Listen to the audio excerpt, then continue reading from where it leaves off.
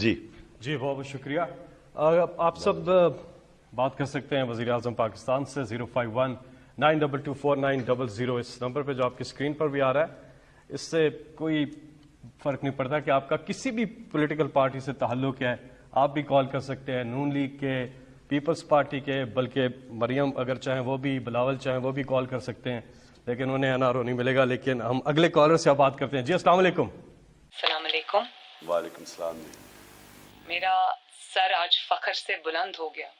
آپ نے قوم کو یہ بتا دیا کہ جو عوام کے نمائندے ہوتے ہیں, جو شیر ہوتے ہیں, وہ شیر ہوتا ہے. مجھے بہت فخر ہے آپ پہ, شاباش. اور میں ٹی وی پہ جب یہ مناظر دیکھ رہی تھی تو مجھے کوئی حیرت نہیں ہوئی. یقین کریں مجھے بالکل حیرت نہیں ہوئی, کیونکہ وہ مثال تو آپ نے سنی ہوگی نا, جب کہتے ہیں کہ گیدڑ کی جب موت آتی ہے تو وہ شہر کی طرف بھاگتا ہے. چونکہ آپ کے دن گنے ہوئے ہیں. یہ جو سیکیورٹی کے حصار میں آپ آتے جاتے ہیں, یہ سیکیورٹی بھی آپ سے اب واپس لے لی جائے گی انشاءاللہ بہت جلد. تو آپ اس سیکیورٹی کے بغیر ذرا عوام میں نکل کے دیکھیں. 22 کروڑ عوام ہاتھ میں جوتا لیے آپ پر حملہ کرنے کے لیے تیار بیٹھی ہے, اور کئیوں نے تو ہیلز کے ساتھ جوتے پہنے ہوئے. تمہاری اتنی جرت, تمہاری اتنی ہمت. جی جی ایک ووٹ چور, آٹا چور, بجلی چور, گیس چور, چینی چور.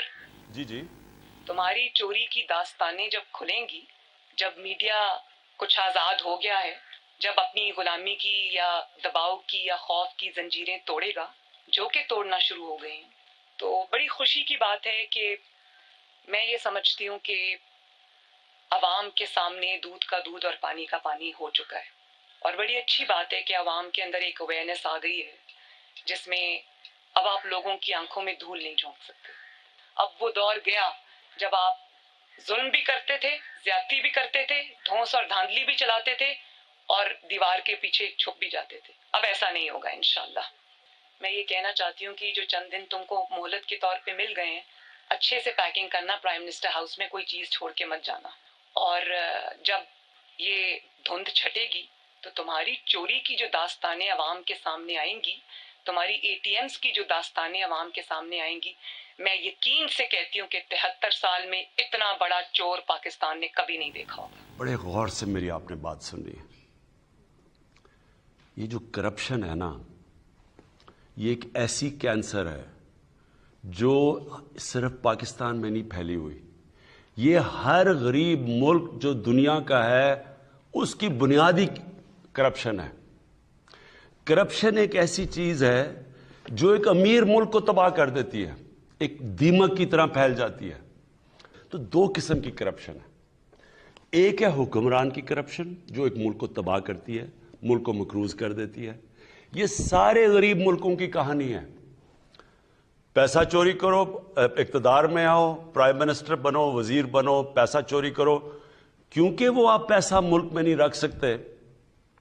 اگر میں پٹواری ہوں, میں تھانے دار ہوں, میں سرکاری نوکر ہوں, تو چلے میں 1 کروڑ 2 روپے 2 کروڑ کی کرپشن کر لوں گا, 10 کی کر لوں گا, وہ میں اپنے گھر کے نیچے کھود کے تو نیچے چھپا دوں گا.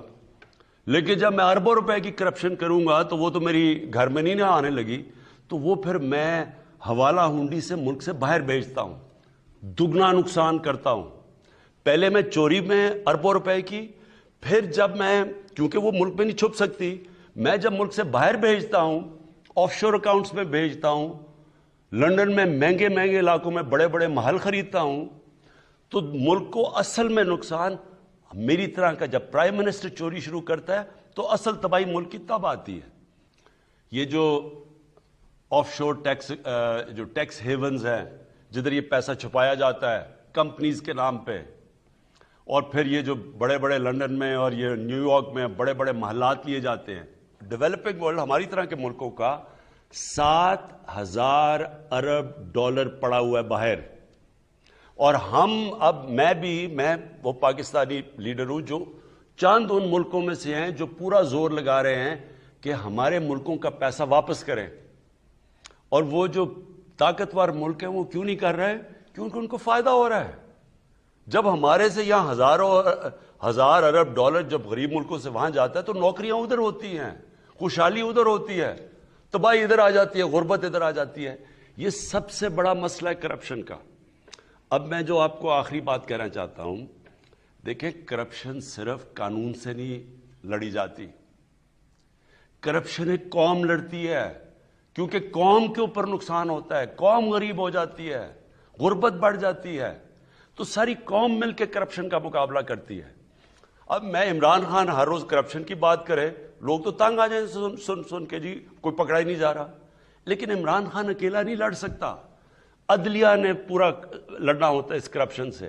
اب کئی آپ کے سامنے ہیں کہ وہ ججز نے اٹھ کے, پتہ چلا ایک کنوکٹڈ آدمی کو ہم کم از کم کہہ رہے تھے کہ نواز شریف کم از کم 7 ارب روپے کا اس کی شیورٹی بانڈ دو, انہوں نے اس کے باوجود باہر بھیج دیا. تو عدلیہ اگر ساتھ نہیں دے گی ہم نہیں لڑ سکتے. اگر اس کے اندر نیب نے صحیح کیسز بنانے ہوتے ہیں, وہ ہمارے ہاتھ میں نہیں ہے. یہاں بڑے بڑے کرپٹ لوگوں کو ان کو ایسے شادیوں پہ بلایا جاتا ہے جیسے کوئی وی آئی پیز آ رہے ہیں, سارے لوگ ان کو ایسے مل رہے ہیں جیسے کہ وہ انہوں نے پتہ نہیں کشمیر فتح کر لیا ہے. لوگ ان کو جب برا ہی نہیں سمجھیں گے تو کیا آپ کا خیال ہے قانون بنانے سے کرپشن ختم ہو جاتی ہے؟ کیوں پٹواری نہیں کرپشن کرے گا, کیوں نہیں کوئی اور رشوت لے گا؟ جب معاشرے میں وہ دیکھ رہے ہیں کہ اوپر بڑے بڑے کرپٹ لوگوں کو وہ جیل سے نیب سے نکل رہے ہیں, ان کے اوپر پھول پھینک رہے ہیں جو انہوں نے کوئی بہت بڑا مارکا مارا ہے.